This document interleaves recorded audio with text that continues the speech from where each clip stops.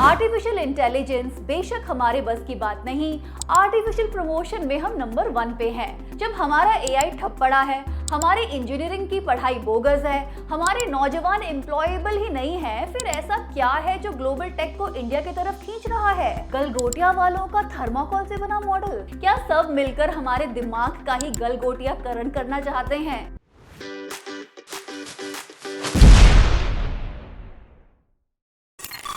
कहते हैं हर चमकती चीज सोना नहीं होता, वैसे ही हर डिजिटल चीज एआई नहीं होती।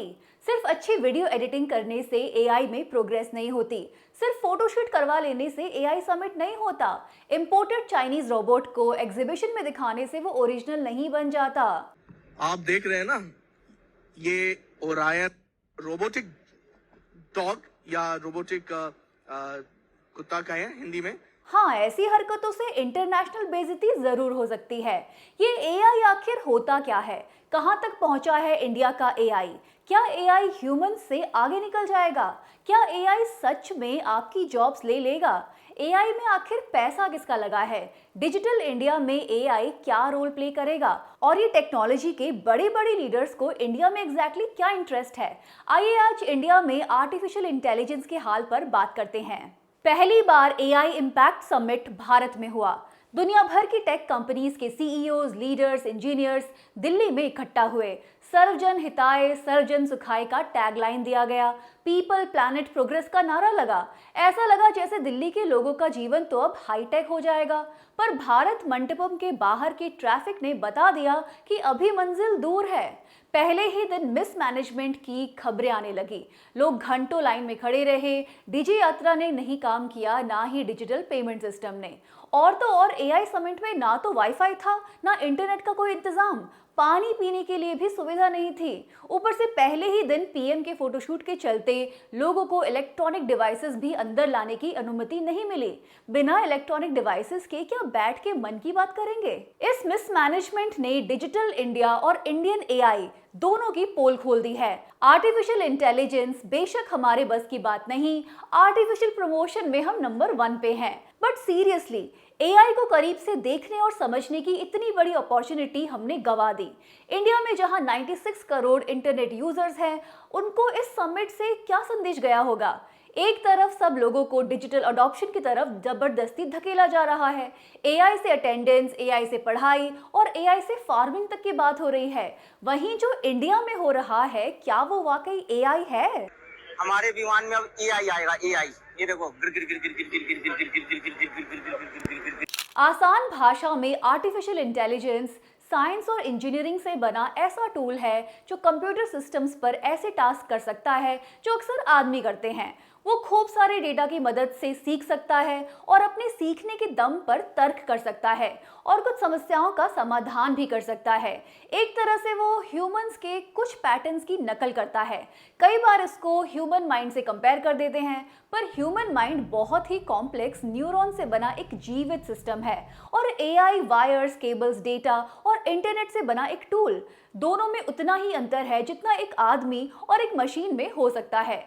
आज एआई वाकई बहुत सारे काम कर भी सकता है। वो इमेजेस को देखकर पढ़ सकता है, जिससे मेडिकल डायग्नोसिस में मदद मिलती है। वो कई लार्ज लैंग्वेज मॉडल्स की मदद से भाषा लिख सकता है, डेटा पर बेस्ड प्रेडिक्शंस कर सकता है, जैसे आपको नेटफ्लिक्स के शोज को रेकमेंड कर सकता है। पैटर्न्स को पकड़ना, उनको जल्दी से एनालाइज करके इंफॉर्मेशन देने में बहुत अच्छा साबित हो रहा है।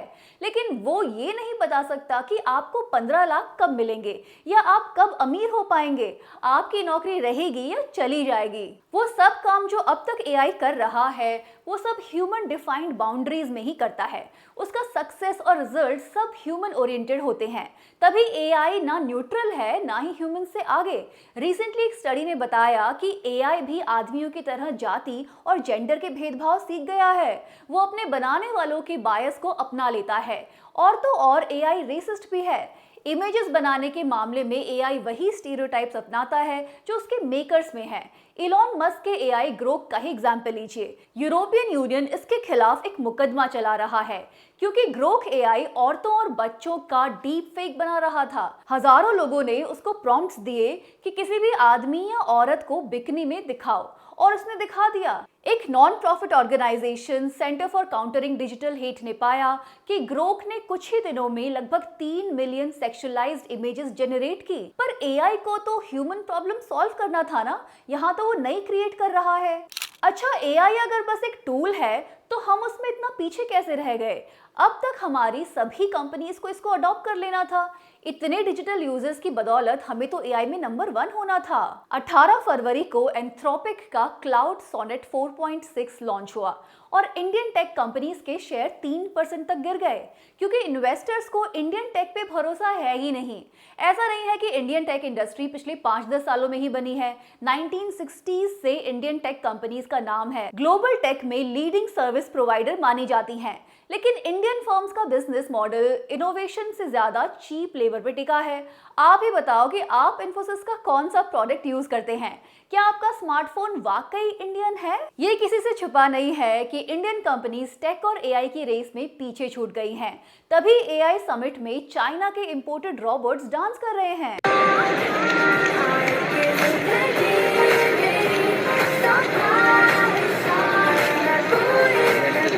चाइना से रोबोट इंपोर्ट करके उसको समिट में डांस करवाना ऐसा ही है जैसे साउथ की इडली को कढ़ाई में तल देना। ओरिजिनल नहीं है। विप्रो जो इतनी बड़ी कंपनी है, उसके स्टॉल में भी चाइना के यूनिट्री कंपनी का रोबोडॉग देखने को मिला। मैं इस वक्त विप्रो के हॉल में हूं और आप देख सकते हैं ये टीजे। और ये तब जब चाइना के रोबोट काफी एडवांस कर गए हैं। इन दिनों चाइना में उनका नया साल चल रहा है और इस मौके पर उनके रोबोट्स कोऑर्डिनेशन में कंग फू कर रहे हैं।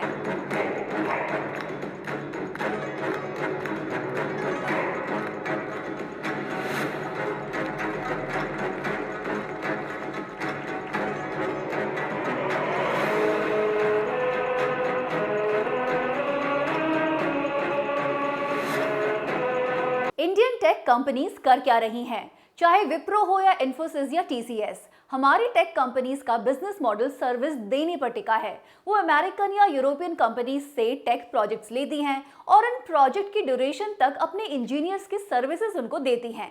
यहाँ के इंजीनियर्स उनके प्रोजेक्ट्स को रन करते हैं, उनका रखरखाव करते हैं या उसको बिल्ड एंड ट्रांसफर करते हैं। जैसे यूएस की लगभग पूरी फार्मा इंडस्ट्री का बैक एंड इंडिया से ही ऑपरेट होता है। यहाँ ऑपरेशंस में लगे लोग उनके मेडिकल क्लेम्स को प्रोसेस करते हैं। इन्फोसिस की वेबसाइट पर ही लिखा है कि वो 59 कंट्रीज में अपनी सर्विसेज देते हैं।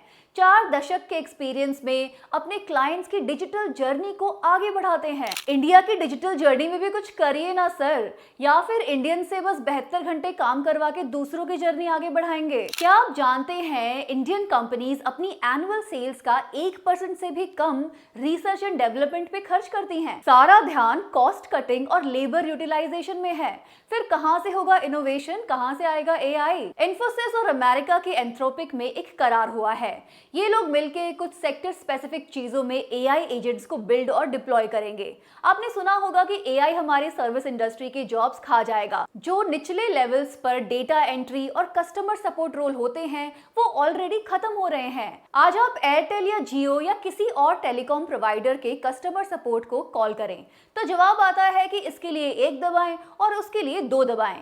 ह्यूमन से बात करने का ऑप्शन ही नहीं आता। यही है एआई डिप्लॉयमेंट। आगे आगे और सर्विसेज में यही मॉडल अपनाया जाएगा। जहां तक कंपनियों का फायदा और कॉस्ट कटिंग हो रही है, वहां ये कंपनियां एआई के अनेक रूपों को अडॉप्ट कर भी लेती हैं।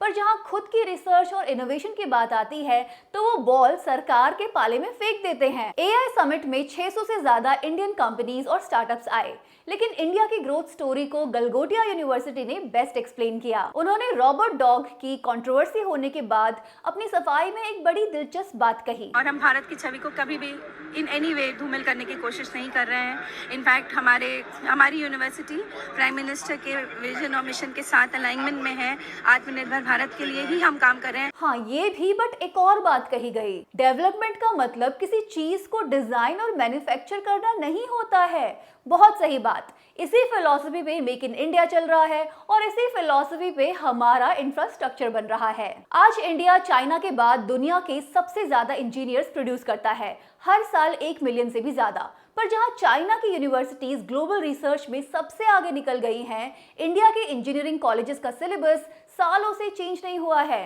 टीचर्स दशकों से वही आउटडेटेड सिलेबस पढ़ा रहे हैं। कितने ही कॉलेजेस में इंटरनेट की लैब्स तक नहीं है, पर कंप्यूटर साइंस में एनरोलमेंट हो रहा है।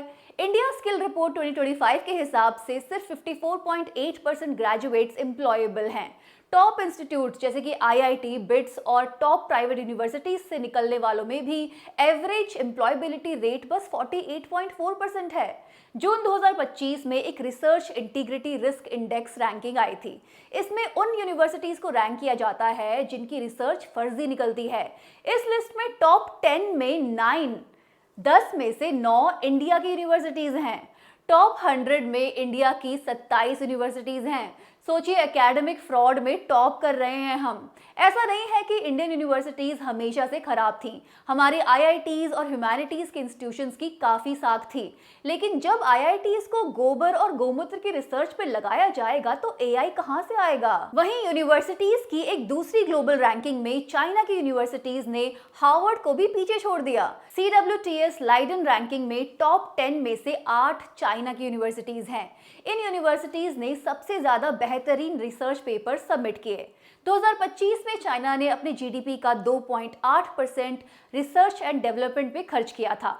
यूं ही नहीं है कि अचानक से दुनिया को चाइनीज एआई, चाइनीज ड्रोन और रोबोट्स देखने को मिल रहे हैं।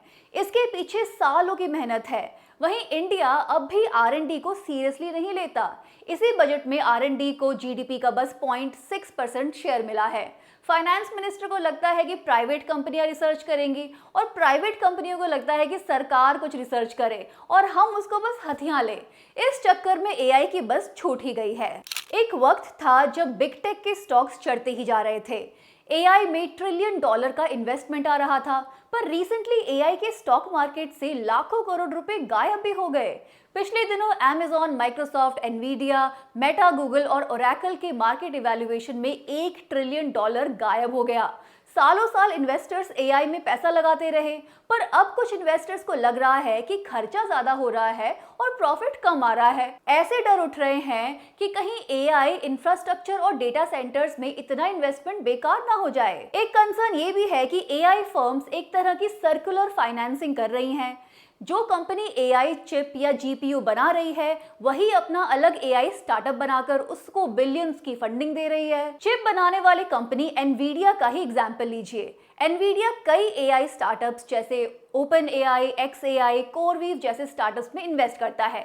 फिर ये एआई स्टार्टअप्स एनवीडिया से ही चिप खरीदते हैं। एनवीडिया का पैसा वापस उसके पास चला जाता है और फिर वो फिर से अपने स्टार्टअप्स में लगा देता है। बीच में इन्वेस्टर्स भी हैं जो इन स्टार्टअप्स में अपनी पूंजी लगाते हैं और कंपनी का वैल्यूएशन और भी ज्यादा बढ़ता है। ये सब इसलिए भी इतना खतरनाक है क्योंकि आज एनवीडिया जैसी कंपनी का मार्केट वैल्यूएशन यूएस के टॉप फार्मा कंपनीज के कंबाइंड मार्केट वैल्यूएशन से ज्यादा है। एनवीडिया का मार्केट कैप है $4.6 ट्रिलियन और टॉप 15 फार्मा कंपनीज का कंबाइंड मार्केट कैप है $4.2 ट्रिलियन। मतलब क्या अब चिप बनाना दवाइयां बनाने से ज्यादा जरूरी है? एआई समिट में बात करते हुए वेनाई सिस्टम्स के फाउंडर और सीईओ विशाल सिक्का ने एक हिसाब लगाया कि एनवीडिया की फंडिंग में $200 बिलियन का गैप है। लेकिन कई सारे एक्सपर्ट्स का कहना है कि एआई बबल बर्स्ट हो भी जाए तो भी एआई टेक्नोलॉजी यहीं रहने वाली है। ये फ्यूचर की टेक्नोलॉजी है और इसमें रिस्क लेने होंगे, पर गलगोटिया वालों की तरह नहीं। 16 फरवरी को इंडिया में लैंड करते ही बिल गेट्स ने जो कहा वो काफी इंटरेस्टिंग है। And so that basic structure that starts with identity and bank accounts and payments is just foundational. And as part of this visit, I'm now seeing how that foundation is being built out in agriculture with profiles of farmers to understand what they need and give them advice, built out with health records so that we can help people not only with infectious diseases, but the challenge that's coming in the future. देखा आपने, Bill Gates India के लिए कैसा future चाहते हैं। वो इस बात पर खुश हैं कि सिर्फ इंडिया ने एक ऐसा इंटीग्रेटेड सिस्टम बनाया है जिसमें identity, bank account, health data और लैंड रिकॉर्ड से लेकर आपके ट्रैवल डिटेल्स और शॉपिंग सब कनेक्टेड है। सोचिए, नो प्राइवेसी लेकिन फुल सर्वेलेंस। विदेशी कंपनियों के लिए ये सोने की खदान है और किसी भी देश ने ऐसा इंटीग्रेटेड सिस्टम नहीं बनाया है। और आइडेंटिटी या सोशल सिक्योरिटी का कोई सिस्टम बनाया भी है तो वो इंडिया की तरह बिकाऊ नहीं है। जैसे इंडिया में आधार है, अमेरिका में सोशल सिक्योरिटी नंबर है, पर मजाल है कि कोई भी आते जाते आपका एसएसएन नंबर मांगे। वैसे तो प्रेजेंट गवर्नमेंट को नो डेटा अवेलेबल सरकार बुलाया जा रहा है, लेकिन हकीकत ये है कि अब हर सिस्टम से डेटा कलेक्ट किया जा रहा है, बस वो पब्लिक के लिए अवेलेबल नहीं है, शायद हाईएस्ट फॉरेन बिडर के लिए होगा। वरना क्यों दुनिया के टेक लीडर्स इंडिया में इंटरेस्ट ले रहे हैं? जब हमारा एआई ठप पड़ा है, हमारी इंजीनियरिंग की पढ़ाई बोगस है, हमारे नौजवान एम्प्लॉयबल ही नहीं है, फिर ऐसा क्या है जो ग्लोबल टेक को इंडिया की तरफ खींच रहा है? गलगोटिया वालों का थर्माकोल से बना मॉडल। बिल गेट्स के शब्दों को आसान भाषा में समझिए। अमेरिकन टेक की डिजिटल कॉलोनी तो हम हैं ही, अपने वास्ट डेटा और नो प्राइवेसी के दम पे हम एक अच्छी डिजिटल लैब भी साबित हो सकते हैं। एआई समिट में सब लीडर्स ने बड़ी अच्छी बातें करी, किसी ने भी गलगोटिया का टॉपिक ही नहीं छेड़ा। मुंबई में एक इवेंट में बोलते हुए फ्रांस के प्रेसिडेंट मैक्रोन ने कितने ही सीईओज इंडियन हैं ये गिनाया। The CEO of Alphabet is Indian. The CEO of Microsoft is Indian. The CEO of IBM is Indian. The CEO of Adobe is Indian. The CEO of Palo Alto Networks is Indian. The CEO of Novartis is Indian. And the CEO of Chanel, one of the most iconic houses in France, is Lina Neher from Kolhapur, right here in this state. इतने सारे CEOs Indians हैं, फिर भी AI में India कहीं भी नहीं। ओ, Indian नहीं है, यूएस सिटीजन है। ओके। फ्रेंच प्रेसिडेंट 3 दिन की विजिट पे आए थे। एआई में कॉर्पोरेशन के अलावा एजेंडा था Rafale jet deal. AI summit में इसकी कोई बात नहीं करेगा, लेकिन एआई और डिफेंस का जो गठजोड़ तैयार हो रहा है वो दुनिया के लिए एक रियल थ्रेट है। दुनिया भर में टेक कंपनियां मिलिट्री और गवर्नमेंट्स के साथ कॉन्ट्रैक्ट्स कर रही हैं, उनको सर्वेलेंस के इक्विपमेंट्स दे रही हैं, मिलिट्री के लिए सिविलियंस का डेटा जुटा रही हैं और उनके क्लाउड के भंडार को भर रही हैं, end of course skill list भी बना रही हैं। पर एआई समिट है भाई, अच्छी बात करो। यूएस के साथ इंडिया की जो ट्रेड डील हुई है उसमें भी एक डिजिटल कंपोनेंट है। यूएस चाहता है कि उसकी टेक कंपनीज और उसके एआई के लिए इंडिया अपने सब रेगुलेशंस उखाड़ कर रास्ता साफ कर दे। ऑलरेडी ट्रंप ने यूएस में ऐसे एग्जीक्यूटिव ऑर्डर पास कर दिए हैं जिससे वहां के स्टेट्स एआई को रेगुलेट नहीं कर सकेंगे। यही अब वो दुनिया भर में करना चाहते हैं। जैसा कि हमने शुरुआत में बात की कि एआई हर बीमारी का इलाज नहीं है, फिर भी कई बार एआई को हॉलीवुड फिल्म्स की तरह दिखाया जाता है। एआई को मिस्टिफाई कर दिया जाता है कि किसी को भी खास समझ ना आए। एआई में इमोशंस पैदा हो रहे हैं, ये जल्दी ही ह्यूमंस को खत्म कर देगा, एआई का दिमाग तो ह्यूमन से ज्यादा डेवलप हो जाएगा, एटसेट्रा। लेकिन एक बात सोचो, आदमी का दिमाग 20 वॉट पे चलता है। इतनी एनर्जी दाल रोटी खाने से ही मिल जाती है।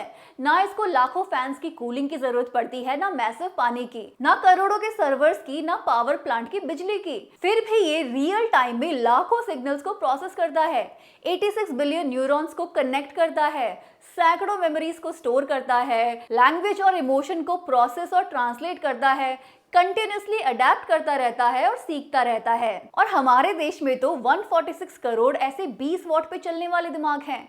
साथ मिलकर क्या ये किसी एआई या डेटा सेंटर को मात नहीं दे सकते? या इनकी पावर को समझकर ही टेक इंडस्ट्री इसको चैट जीपीटी का पाठ पढ़ा रही है? क्या सब मिलकर हमारे दिमाग का ही गलगोटियाकरण करना चाहते हैं? एआई का असली चैलेंज हमारा खुद का दिमाग तो नहीं? सोचिए और कमेंट्स में जरूर बताइए। इस हफ्ते इतना ही। Thank you for watching Cracknomics. मिलते हैं अगले हफ्ते to crack more economics. The Wire के और वीडियोस देखने के लिए सब्सक्राइब करें और बेल आइकन पर क्लिक करें। स्वतंत्र पत्रकारिता की आर्थिक मदद करने के लिए डिस्क्रिप्शन में दिए गए लिंक पर जाएं और अपनी राशि चुनें।